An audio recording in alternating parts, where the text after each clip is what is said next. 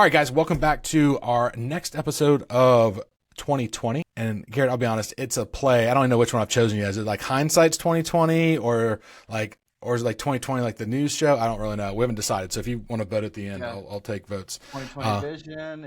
There you go. Yeah. Right? Yeah. Definitely not the year 2020. I should really think of that. That would be a bad one. Although it was good for real estate.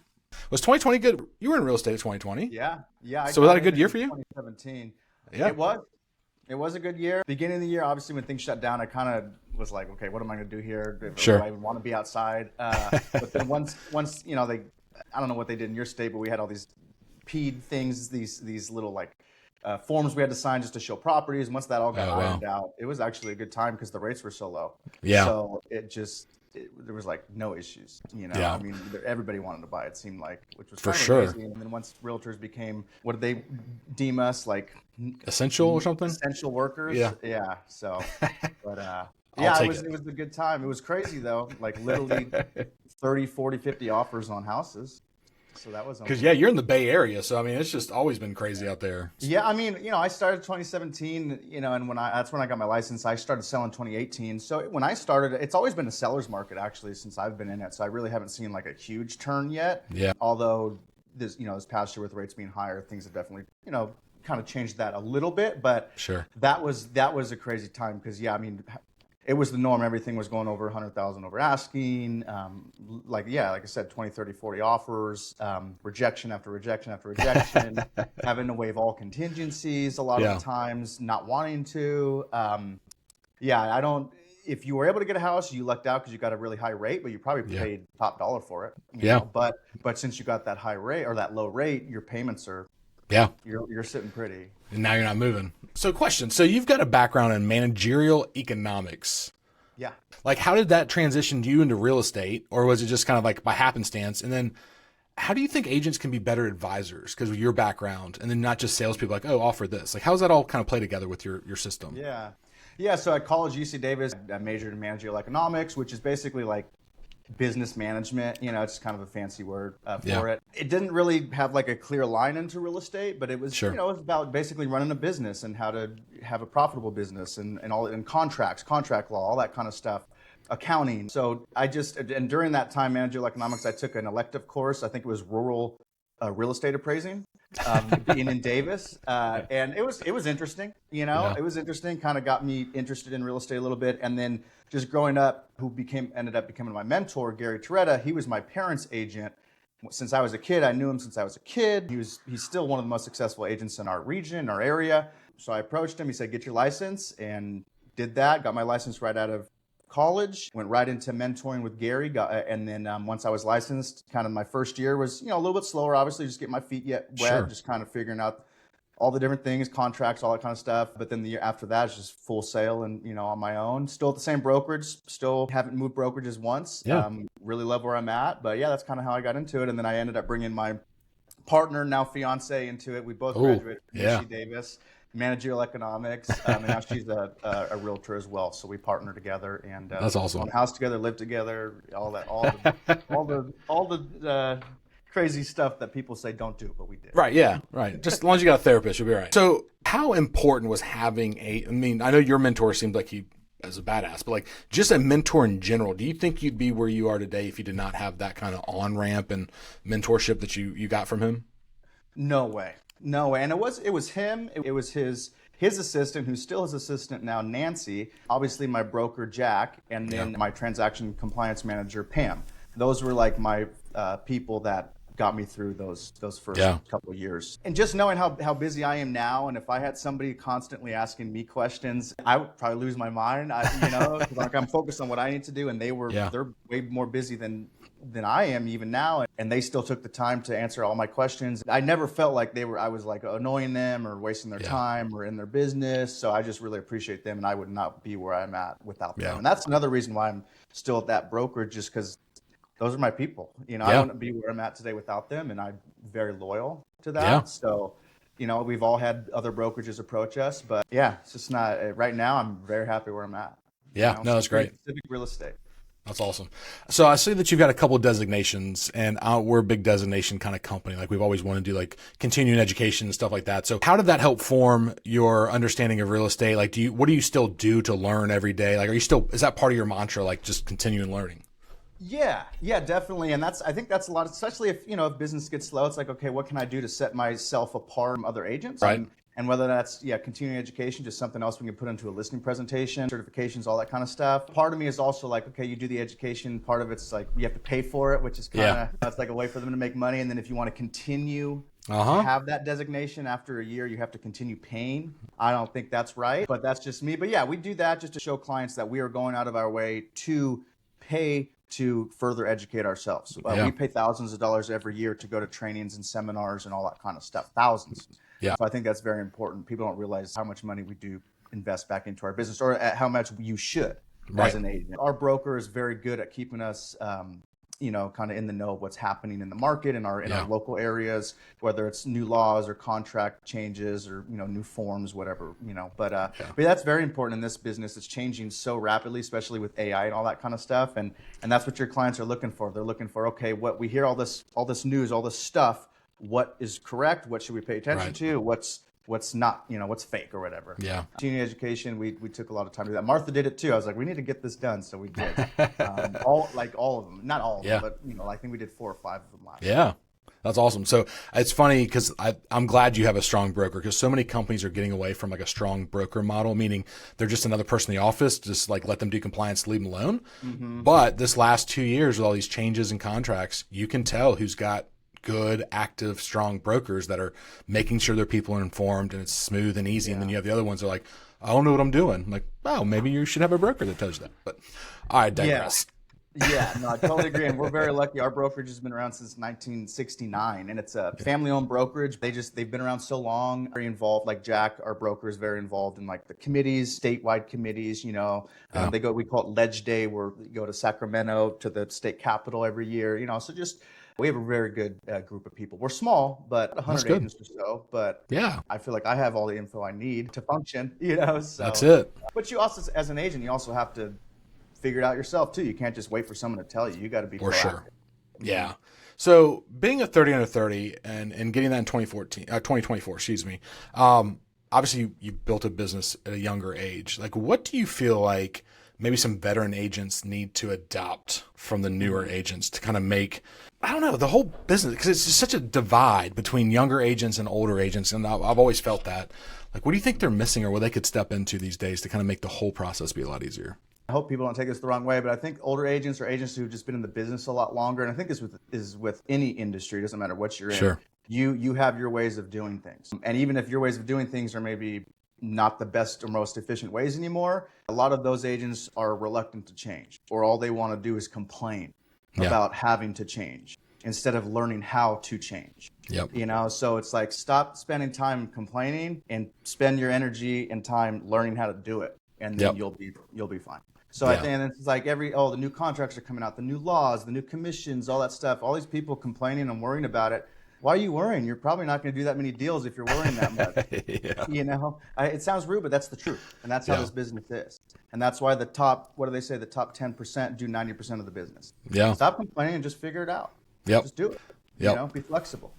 So creativity, I can tell, has been one of your strong suits, and it's what you love. So what innovative approaches are you bringing to your real estate business that, are really kind of serving you well in this market?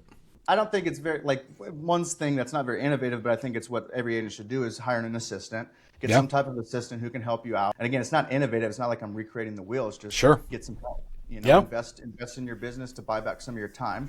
Help. We hired one assistant who we've had over a year now, a virtual assistant. We brought in a second one, a call-in assistant, which just at my point in my time in my business wasn't the right fit. It's something we might bring back later. So we ended up releasing that call-in assistant, but we still have a full-time virtual assistant. That's one thing. And then obviously AI, that's the big thing, learning how to use that in your business. Again, I don't think AI is going to get rid of agents, but I think AI is going to get rid of agents who don't learn how to use it.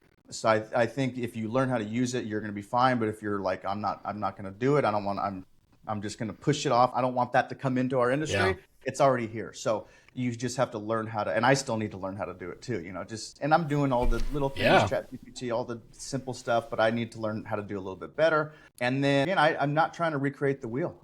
I look at what other agents do that are successful and literally just try to copy it. Yeah, no, that is part of it, because so many people try and do brand new stuff, and you spend so much time and energy trying to develop something that may or may not work, rather than just doing what needs to be done. Like, it's funny, we've done several of these interviews now, and it's pretty much the same damn answer on every single thing. Like, show up, do the work. Yeah.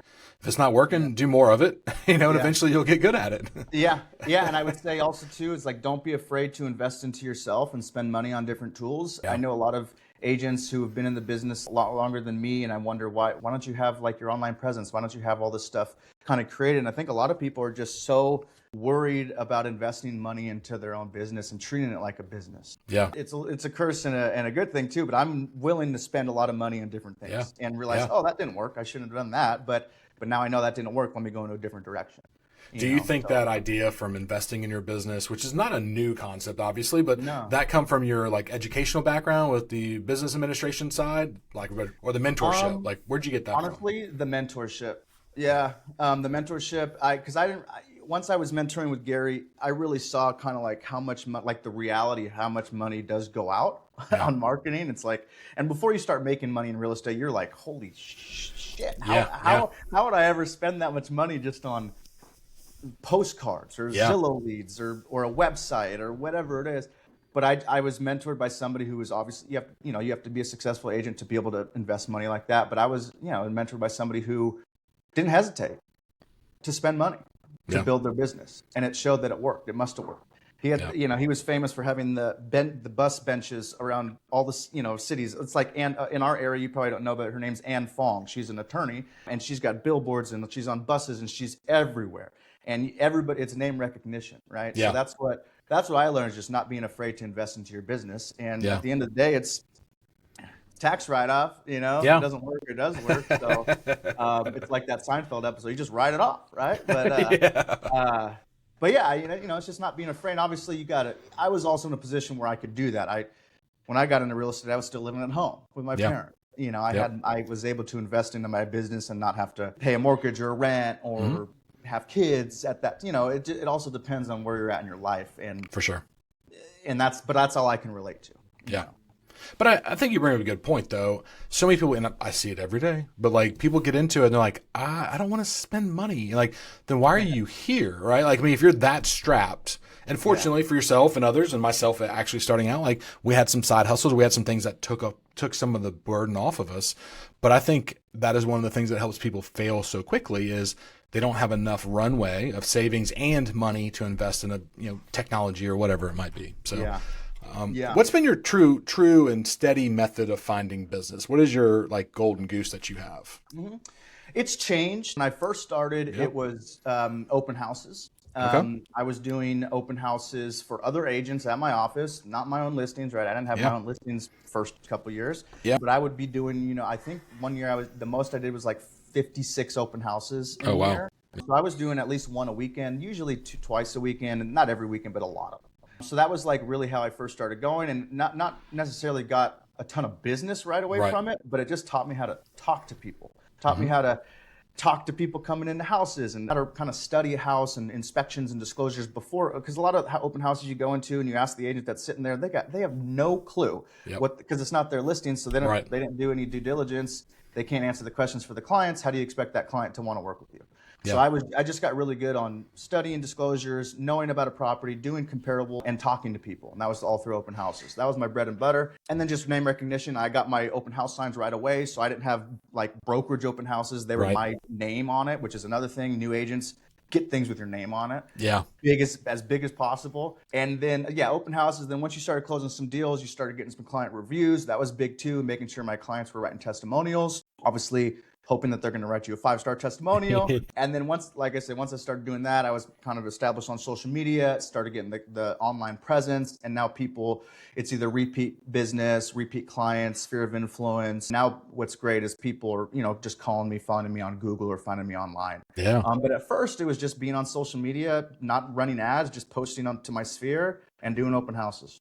That's great. I always like to ask this question. So not for you, to you to give the recommendations to new agents. So if you had to be profitable in 90 days, what's one skill you would tell a new agent to learn first, and like why?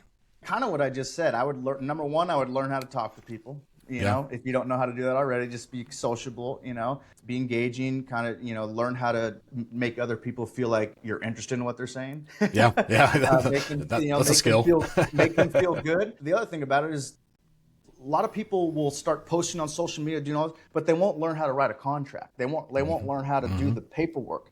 You need to make that client feel comfortable when you're going through a contract for the first time. It doesn't feel like it's the first time. Right. So learn the contracts too. Learn how to write a contract. Learn how to explain it to your client, because that was my other thing getting in the business, like worrying about getting into trouble, the liability, a lawsuit, so I was really big on that too. And that might come from my dad was an attorney. So it's just very specific, but I think that's important. Learn how to talk to people, learning how to actually write the damn contract and explain it to your client. Yep. Absolutely. Yeah. I think a lot of people skip that, right? I know agents that have been in it for years and still don't write their own contracts. That's been one of the hardest ones I've had. Is I've had agents, a couple that could find business day one, and they couldn't. And I've trained them on the contract several times. And like after the sixth time of going through, I'm like, you can't work. Like you're actually such a liability. Like you can't work here. And that's so asinine for a broker to say, because you want people who can find business. But you're like, no, I don't think so. I know, it's crazy. But real estate, right? It's like it's a people business. You can bring it. It's like, well, you got to bring in the business first, and then that's what I think it is too. Is like, well, got to bring in the people first, and then the contract will come later. So I get it. I guess it's like it's the relationship business, but I just can't I wouldn't be able to sleep at night. Yeah. Absolutely. Like, how can I have a client sign something that I don't even know what it says? True. Crazy. So if you had to keep 3 contacts in your phone, just 3 people, who would you choose and why? I think I would. If I'm just kind of going back to who I called the most, I would keep, it would be my broker, Jack. It would be Gary, my mentor, and it would be my transaction compliance manager, Pam. Those are the people I just remember talking to the most. If I could throw a fourth one in there, it'd be Nancy. But Nancy, I usually didn't call. She was usually in the office. I could just talk to her. I'd say, my broker, mentor, and my transaction compliance manager, because they really taught me everything. Yeah, that's awesome. Yeah. All right, so last question. So what do you feel like is your real estate superpower? What do you think makes you stand out from anybody else, or just rip that shirt off and what's it going to say? Yeah. Well, I got my partner, Martha.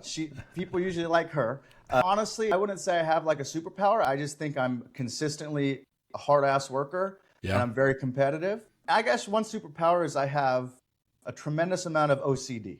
Okay. Yeah, you go. Obsessive compulsive disorder. Back when I was a kid, I went to therapy for it. I was a hand washer. I was, nervous. All this crap. Just had to deal with, weird stuff. I'm sure other people have done the same stuff. Sure. But I learned how to kind of transition that OCD and that obsession into when I was younger, into sports, into doing well in school, college, all that kind of stuff. Graduating with high honors, all that kind of stuff. But then I just learned how to obsess about good stuff. Okay, obsess about work.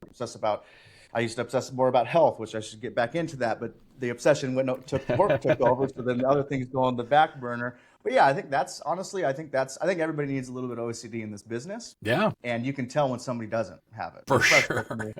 But yeah, I'd say, let's go with that. Superpower, OCD. How about that? Yeah, that's it, man. Take a proposed negative and turn it into a positive. That's how you win, right? Yeah, there you go. So, yeah. Awesome. Sure. Well, dude, thanks for taking this 20-ish minutes and chatting with me and kind of sharing your story and kind of what's gotten you to where you are. And I appreciate the heck out of it, because I wish there's more people like you out there willing to answer questions and do things like this. So.